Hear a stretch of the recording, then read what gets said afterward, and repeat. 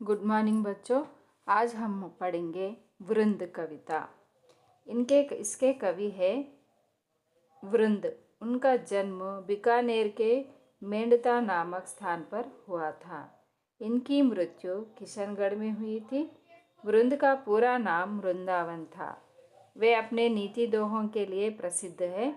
उनकी भाषा अत्यंत सरल, सुबोध एवं प्रभावपूर्ण है। वे औरंगजेब और उनके पुत्र मुअज्जम के दरबार में राजाश्रित कवि थे।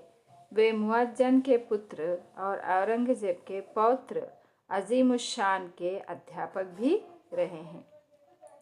वृंद की रचना शैली मुक्तक है। रचनाएं वृंद विनोद सत्सई, नीति सत्सई, गायक सत्सई। वृंद की रचना शैली मुक्तक है। रचनाएं वृंद विनोद सत्सई, नीति सत्सई, गायक सत्सई, भाव पंचाशिका, वचनिका, पवन पच्चीसी, ये सारे वृंद के रचनाएं हैं। कविताएं। नी की पै फीकी लगई, बिन अवसर की बात, जैसे बरनत युद्ध में नहीं सिंगार सुहात रे वृंदा, नहीं सिंगार सुहात। प्राण तुषातुर के रहे, तोरेहु जलपान, पीछे जल भर सहस घट, डारे मिलत न प्राण रे वृंदा, डारे मिलत न प्राण।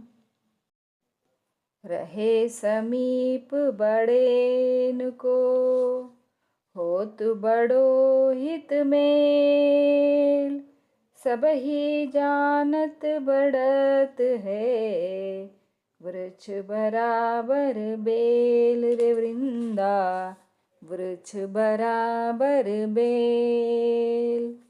मधुर वचन ते जात मिटे, उत्तम जन अभिमान, तनिक शीत जल सो मिटे, जैसे दूध उफान रे वृंदा, जैसे दूध उफान।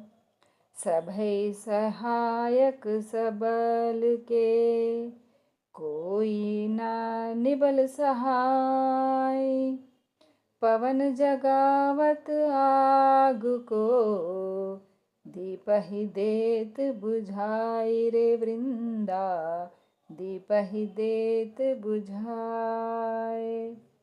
जैसे बंधन प्रेम को, तैसो बंधन और, काठ ही भेदे कमल को, छेद न निकरे भौर रे वृंदा, छेद न निकरे भौर।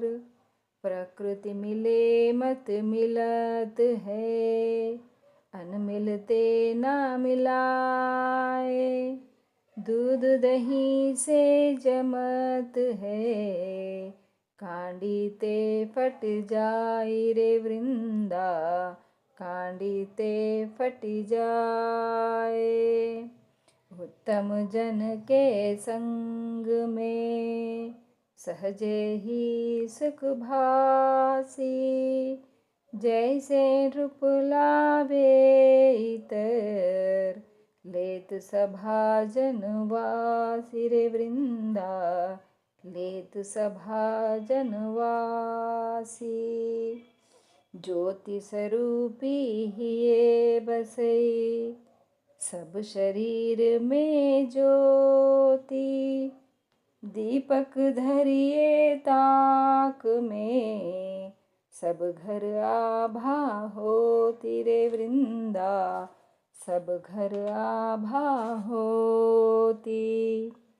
भेष बनाए सूर को, कायर सूर न होए, खाल उड़ाए सिंह की, स्यार सिंह नहीं होई रे वृंदा, स्यार सिंह नहीं होए। वृंद का कहना है कि बिना अवसर के कोई भी शोभा नहीं देती। बेमौके पर बोली गई श्रेष्ठ बात भी बेकार है, उसका कोई औचित्य नहीं है। जिस प्रकार युद्ध के वर्णन के बीच में श्रृंगार वर्णन नहीं शोभा देता, उसी प्रकार बिन अवसर बात भी नहीं सुहाती। इसलिए हमें समय और संदर्भ के अनुसार ही बातें करना चाहिए। दूसरा, भावार्थ। प्रस्तुत दोहा हमारी हिंदी पाठ्य पुस्तक उमंग से वृंद नामक पाठ से ली गई है। वृंद कहते हैं कि प्रत्येक काम का समय पर महत्व है। समय पर प्यासे को पिलाया गया थोड़ा भी पानी उसके प्राण बचा सकता है। प्यास से मरने वाले को प्राण जाने के बाद कितना भी पानी पिलाइए वह जीवित नहीं हो सकता। अतः हमें समय रहते लोगों की सहायता करनी चाहिए, अपना प्रत्येक काम समय पर करना चाहिए। तीसरा पद्यांश का भावार्थ।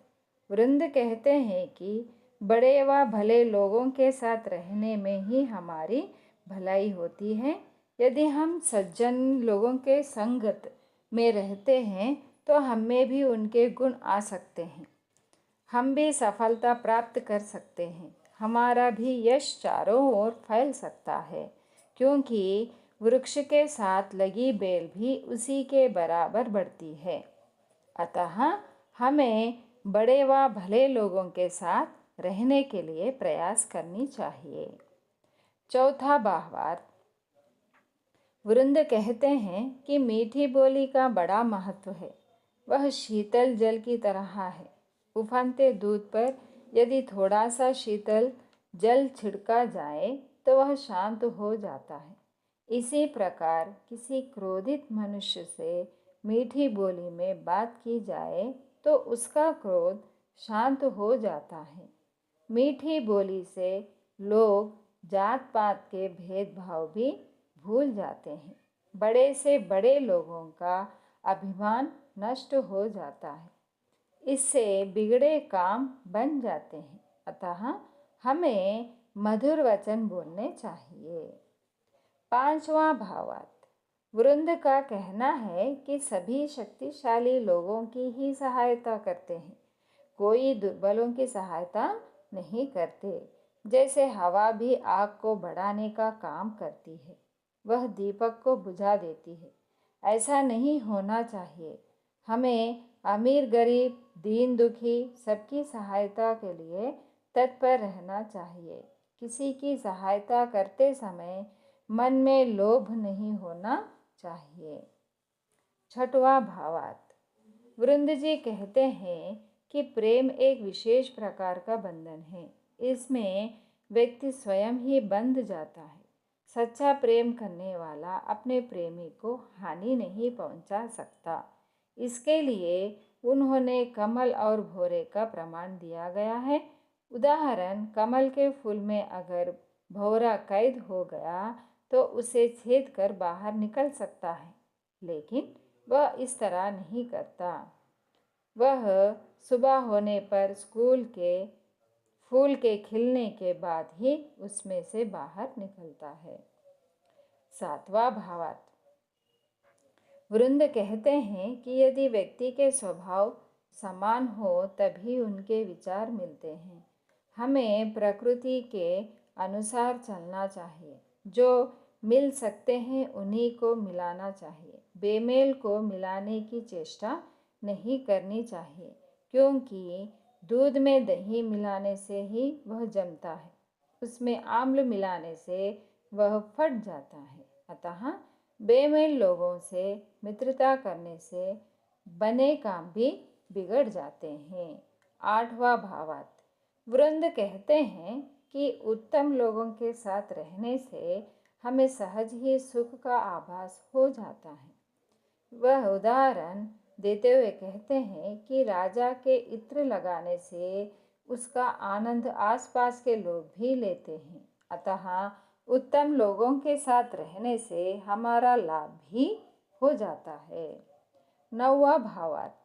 वृंद का कहना है कि ईश्वर की पूजा हृदय से किया जाना चाहिए, उसे हृदय में बसाना चाहिए, क्योंकि ईश्वर एक दीपक के समान है। जिस प्रकार ताखे पर रखा दीपक सारे घर में प्रकाश फैलाता है, उसी प्रकार हृदय में बसी ईश्वर भक्ति ज्योति संपूर्ण शरीर में प्रकाश फैलाती है। यदि हम ईश्वर को अपने हृदय में स्थान दें तो वह हमारे अवगुणों को गुणों में बदल देगा, हमारे मन के विकार रूपी अंधकार को दूर कर देगा। 10वां भावार्थ। वृंद कहते हैं कि केवल सूरवीर जैसा वस्त्र धारण करने से कोई सूरवीर नहीं बन जाता। कायर तो कायर ही होता है। केवल बाहरी दिखावे से किसी की प्रकृति नहीं बदल जाती। रूप कितना भी बदला जाए उसका स्वभाव नहीं बदलता, क्योंकि शेर की खाल ओढ़ लेने से कोई शेर नहीं बन जाता। अतः हमें बाहरी दिखावे के आधार पर किसी के बारे में कोई धारणा नहीं बनानी चाहिए। हमें स्वयं भी दिखावा नहीं करना चाहिए। तो बच्चों, मैं आशा करती हूँ कि आपको यह पाठ समझ में आया हो। धन्यवाद।